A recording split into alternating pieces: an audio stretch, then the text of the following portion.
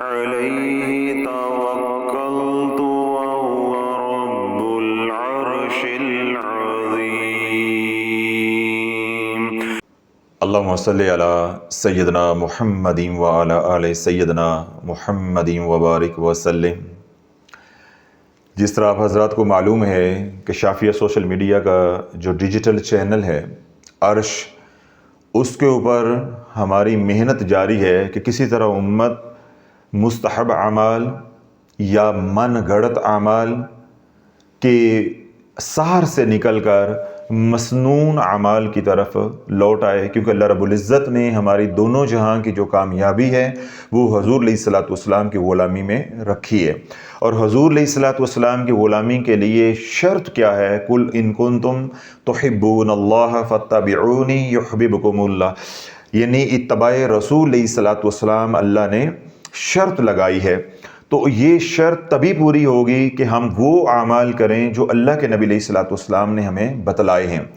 جب مسنون اعمال کریں گے تو ہمارے اندر حضور علیہ الصلوۃ والسلام کا پیار پیدا ہوگا. جب ہم مستحب اعمال، میں کئی بار بیانات میں یہ کہتا ہوں کہ مجھے تو مستحب کہتے بھی ڈر لگتا ہے کہ یہ مستحب بھی نہیں ہے، یہ پتہ نہیں کیا ہیں، یہ کل جو ہے یہ جھوٹ کا پلندہ ہے. ٹھیک ہے، من گڑت ہیں، من گڑت وظائف تو جھوٹے فضائل ہیں. تو میں تو ان کو نفلی بھی نہیں کہتا بلکہ مستحب کہتا بھی مجھے ڈر لگتا ہے کہ ان کو بزرگوں کے ساتھ اولیاء اللہ کے ساتھ جو ہے منسوب کرنا، جو فی زمانہ سوشل میڈیا کے اوپر یا کتابوں میں رسالوں کے اندر بغیر شرائط کے وظائف بتائے جا رہے ہیں. اس کا نقصان امت کو کیا ہو رہا ہے کہ امت دھیرے دھیرے جو ہے حضور علیہ الصلوۃ والسلام کے دین سے، حضور علیہ الصلوۃ والسلام کی پیاری سنتوں سے دور ہوتی جا رہی ہے اور من گڑت وظائف اور فضائل سنانے والے جعلی پیروں کے قریب ہوتی جا رہی ہے. تو اللہ والو کامیابی جو ہے فی زمانہ جو مولوی پیر چل رہے ہیں ان کے نقش قدم میں نہیں اللہ نے رکھی. کامیابی کے لیے اللہ نے معیار جو بنایا ہے، لَقَدْ كَانَ لَكُمْ فِي رَسُولِ اللَّهِ أُسْوَةٌ حَسَنَةٌ، اللہ نے نمونہ اپنے محبوب علیہ الصلوۃ والسلام کو بنایا ہے اور شرط کیا رکھی ہے؟ اطاعت رسول اور اتباع رسول علیہ الصلوۃ والسلام.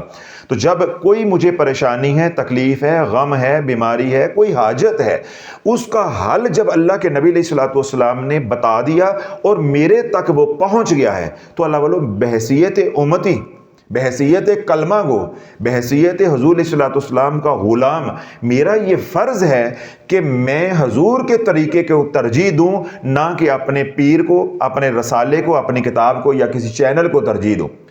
مثال کے طور پہ رزق کی تنگ دستی ہے، تو کیا رزق کی تنگ دستی کے لیے اللہ کے نبی علیہ الصلوۃ والسلام نے اعمال نہیں بتائے؟ مثال کے طور پہ بیماری ہے، تو کیا بیماری کے لیے اللہ کے نبی علیہ الصلوۃ والسلام نے اعمال نہیں بتائے؟ ٹھیک ہے. اسی طرح کوئی اور گھر میں لڑائی جھگڑا ہے، کیا اس کے لیے اللہ کے نبی علیہ الصلوۃ والسلام نے اعمال نہیں بتائے؟ تو اللہ والو ہم غیرت اگر ہو اندر تو شرم کے ساتھ مر جائیں کہ ایک طرف میرے نبی کا طریقہ ہے اور ایک طرف فی زمانہ جاہل پیر کا طریقہ ہے، تو میں ترجیح کس کو دے رہا ہوں؟ اپنے پیر کے طریقے کو، رسالے کو، جن کے اندر نہ شرائط ہیں نہ طریقہ کار ہے. ٹھیک ہے، وضع کیا ہوا نہ بتایا ہوا، ان کو کر کر کے امت جو ہے وہ آج رجت میں پھنس گئی اور برباد ہو گئی. تو اسی کے اوپر اللہ والو ہم محنت کر رہے ہیں کہ امت کو جھنجھوڑ کے، گھسیٹ کے کسی طرح مسنون اعمال پر لایا جائے. تو آج جو میں مسنون عمل آپ حضرات کو بتا رہا ہوں، گھر میں مالی تنگ دستی ہے، گھر میں بیماری ہے، گھر میں لڑائی جھگڑے ہیں، گھر میں رشتوں کا مسئلہ ہے، گھر میں جو ہے وہ ضرورتیں ہیں، وہ ضرورتیں پوری نہیں ہو رہی، اپنا گھر خریدنا ہے، اس کے لیے اسباب نہیں ہے، اپنا گھر یا مکان، دکان، پلاٹ، جائیداد بیچنی ہے، وہ بک نہیں رہی، باہر جانا چاہتے ہیں، اسباب پیدا نہیں ہو رہے، ویزا لگوانا چاہتے ہیں تو ویزا لگ نہیں رہا، کسی طرح کا مسئلہ ہے یا قرض ہے اس نے آپ کو پریشان کیا ہوا ہے، کسی طرح کی پریشانی کے اندر آپ پھنسے ہوئے ہیں، یا آپ کو کوئی آرزو تمنا ہے، کوئی عمل، کوئی وظیفہ نہیں کرنا، جو اللہ کے نبی علیہ الصلوۃ والسلام نے بتایا ہے وہ عمل کرو، انشاءاللہ چھوٹا عمل کرو گے اور بڑا انعام بھی پاؤ گے، ثواب الگ ہوگا اور جو مانگ رہے ہو وہ الگ نعمت ملے گی، یعنی آپ کی دنیا بھی بن جائے گی اور آپ کی آخرت بھی بن جائے گی. اللہ کے نبی علیہ الصلوۃ والسلام کی بارگاہ میں ایک اعرابی آیا اور آ کر عرض کرنے لگا کہ یا رسول اللہ مجھے کوئی بھلائی کی بات سکھا دے. کیا کریں؟ مجھے کوئی بھلائی کی بات سکھا دے۔ تو اللہ کے نبی علیہ الصلوۃ والسلام نے ارشاد فرمایا کہ تو یوں کہا کر سبحان اللہ والحمد للہ ولا الہ الا اللہ واللہ اکبر۔ اس عرابی نے یہ بات سنی تو وہ چل پڑا، جانے کے بعد دوبارہ واپس آیا اور آ کر عرض کرنے لگا کہ یا رسول اللہ، سبحان اللہ، اللہ تمام عیبوں سے پاک ہے، الحمدللہ تمام تعریفیں اللہ کے لیے ہیں، لا الہ الا اللہ، اللہ کے علاوہ کوئی معبود نہیں ہے، اللہ اکبر، اللہ بہت بڑا ہے، بڑوں سے بڑا ہے، یہ سب کچھ تو اللہ کے لیے ہے، اس میں میری بھلائی کیا ہے، اس میں میرے لیے کیا ہے؟ تو اللہ کے نبی علیہ الصلوۃ والسلام نے ارشاد فرمایا کہ جب تو یوں کہے گا سبحان اللہ والحمد للہ ولا الہ الا اللہ واللہ اکبر، تو اللہ عرشوں سے آواز دے گا کہ تو نے حق کہا، یعنی اللہ کی رحمت اب تیری طرف متوجہ ہو جائے گی۔ جب اللہ کی رحمت تیری طرف متوجہ ہو جائے گی تو پھر ہاتھ اٹھا کے اللہ سے مانگنا اللہم اغفر لی، اے اللہ مجھے بخش دے، اے اللہ میری مغفرت فرما دے۔ تو اللہ کہے گا جا تجھے میں نے معاف کر دیا، تیری مغفرت فرما دی، میں نے تجھے بخش دیا۔ پھر تم رب کی بارگاہ میں ہاتھ اٹھا کے التجا کرنا اللہم ارحمنی، اے اللہ میرے اوپر رحمت فرما دے، اے اللہ میرے اوپر رحم کر دے۔ اللہ فرمائے گا جا ہم نے تیرے اوپر رحم کر دیا۔ پھر تو ہاتھ اٹھا کے کہنا اللہم ارزقنی، اے اللہ مجھے رزق عطا فرما۔ اللہ کہے گا جا تجھے ہم نے رزق عطا کیا۔ اللہ والو پل بھر میں آپ کا کام بن جائے گا۔ کوئی سورت بقرہ نہیں ہے، کوئی کالا بقرہ نہیں ہے، کوئی حزب البحر نہیں ہے، کوئی دعائے سیفی نہیں ہے، کوئی دعائے گنج ارچ نہیں ہے، کوئی 1.25 لاکھ مرتبہ آیت کریمہ نہیں ہے، نہ الٹا لٹکنا ہے، نہ سیدھا چلنا ہے، بیٹھ کے لیٹ کے وضو کے ساتھ بغیر وضو آدھی رات کو دن میں جب چاہو اس عمل کو 20 بار اللہ کے سامنے دہرا دو۔ کوئی شرائط نہیں ہے، کچھ نہیں ہے۔ ہر نماز کے بعد یہ عمل کرو، نماز کے باہر یہ عمل کرو، جب دل چاہے کرو، دن میں کرو، رات میں کرو، قبلہ کی طرف رخ ہو کے کرو، تب بھی کرو، لیٹ کے کرو، ہر طرح اس عمل کی اجازت ہے۔ کوئی اثر بد نہیں ہے، کوئی رجت نہیں ہے، کوئی برے اس کے اثرات نہیں ہے۔ تو اللہ بولو یہ عمل ہم چھوڑ کے آج کدھر بھاگے جا رہے ہیں؟ جب آپ نے یہ دعا کرنی ہے کہ اللہم ارزقنی، اے اللہ مجھے رزق عطا فرما۔ رزق کے اندر سب کچھ آ جاتا ہے، جو جو آپ کی ضرورتیں ہیں وہ آپ نے اپنے ذہن میں رکھنی ہے۔ بیٹیوں کے رشتے نہیں ہو رہے تو وہ بات ذہن میں رکھنی ہے، بیٹوں کی نوکریاں نہیں لگ رہی تو یہ ذہن میں رکھنا ہے، شادی کا مسئلہ ہے تو وہ ذہن میں رکھنا ہے، صحت کا مسئلہ ہے تو وہ ذہن میں رکھنا ہے، رزق کا مسئلہ ہے تو وہ ذہن میں رکھنا ہے۔ جیسے میں نے کہا کہیں آپ نے باہر جانا ہے تو ویزا نہیں لگ رہا، اب آپ کی تمنا خواہش ہے وہ ذہن میں رکھیں۔ حج عمرے پہ جانا چاہتے ہیں، تمنا پوری نہیں ہو رہی تو وہ ذہن میں رکھیں۔ یعنی جب آپ نے یہ دعا مانگنی ہے اللہم ارزقنی، تو آپ نے اپنی وہ خواہش کو ذہن میں رکھنا ہے، نیت رکھنی ہے، تو انشاءاللہ العزیز جو مانگو گے اللہ عطا فرما دے گا۔ دن رات اس عمل کو بار بار کرو، بار بار کرو۔ چھوٹا سا عمل ہے، میں دوبارہ دہرا دیتا ہوں، سبحان اللہ والحمد للہ ولا الہ الا اللہ واللہ اکبر۔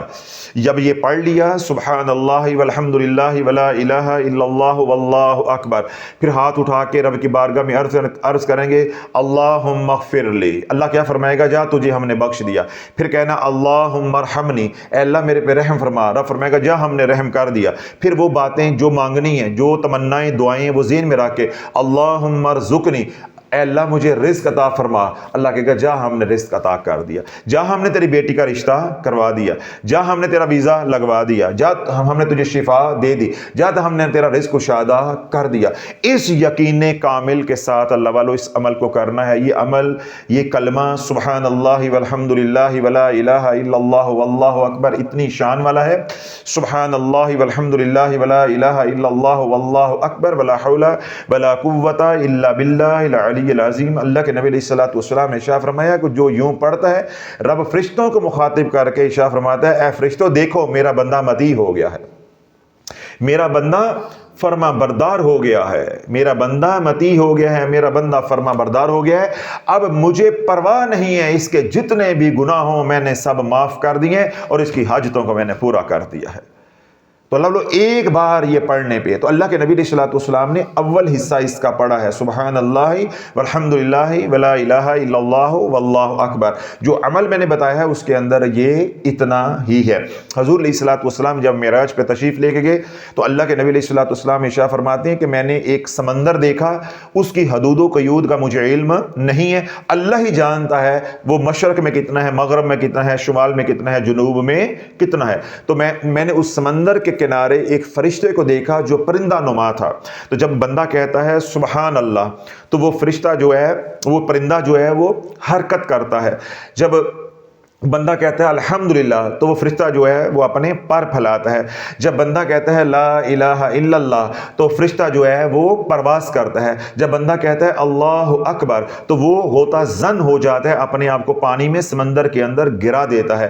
اور جب بندہ کہتا ہے ولا حول ولا قوت الا باللہ العلی العظیم تو اللہ کے نبی علیہ الصلوۃ والسلام نے ارشاد فرمایا کہ اس کے 70,000 پر ہیں، اور ہر پر سے 70,000 قطرے پانی کے گرتے ہیں، اور ہر قطرے سے اللہ فرشتے کو جو ہے وہ تخلیق فرماتا ہے۔ وہ تمام فرشتے اس کے لیے قیامت تک دعائے مغفرت کرتے رہیں گے جس نے پڑھا سبحان اللہ والحمد للہ ولا الہ الا اللہ واللہ اکبر ولا حول ولا قوت الا باللہ العلی العظیم۔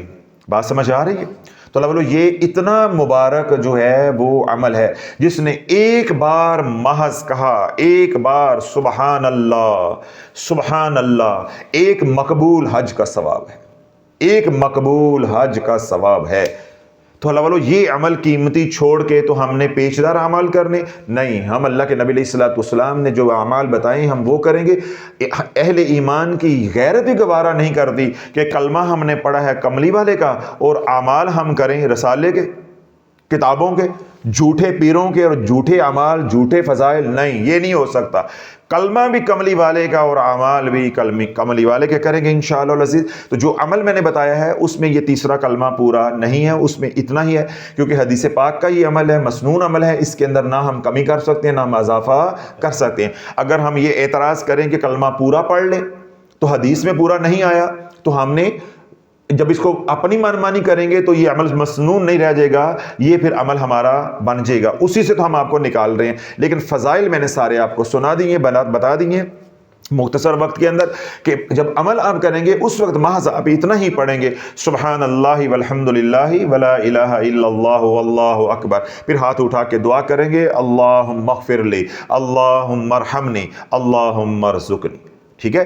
پھر دوبارہ عمل کر لو، پھر دوبارہ عمل کر لو، پھر دوبارہ عمل کر لو، یہ آپ کے اوپر ہے، جتنا گڑ ڈالو گے اتنا میٹھا ہوگا۔ اللہ رب العزت آپ کی تکلیفیں، آپ کی پریشانیاں دور عطا فرمائے، جو دکھی ہیں اللہ ان کے دکھ دور عطا فرمائے، جو سکھی ہیں اللہ ان کے سکھوں میں برکتیں عطا فرمائے۔ اللہ سنا ہمیں جو ہے حضور علیہ الصلوۃ والسلام نے جو اعمال بتائے ہیں یعنی مسنون زندگی ہے، مسنون زندگی کے مطابق زندگی گزارنے کی توفیق عطا فرمائے، حضور علیہ الصلوۃ والسلام کی غلامی والی زندگی گزارنے کی توفیق عطا فرمائے، جو سکھی ہیں اللہ ان کے سکھوں میں برکتیں عطا فرمائے۔ وہ تمام حضرات جنہوں نے دعاؤں کے لیے ہمیں کہا ہے ان کے حق میں اللہ ہماری التجاؤں کو قبول و منظور فرمائے، اور وہ تمام حضرات جو ہمارے لیے محبت بری پیار بری دعائیں کرتے ہیں اللہ ان کے حق میں بھی ہماری التجاؤں کو دعاؤں کو قبول و منظور فرمائے، اور جنہوں نے دعاؤں کے لیے کہا ہے جو پریشان ہیں، جو حاجات ہیں، اللہ ان کی وہ حاجات کو غیب کے خزانے سے پورا فرمائے، جو مانگا ہے اللہ وہ بھی عطا فرمائے، جو نہیں مانگ سکے اللہ بن مانگے عطا فرمائے۔ سبحان ربک رب العزت عما یصفون وسلام علی المرسلین والحمد للہ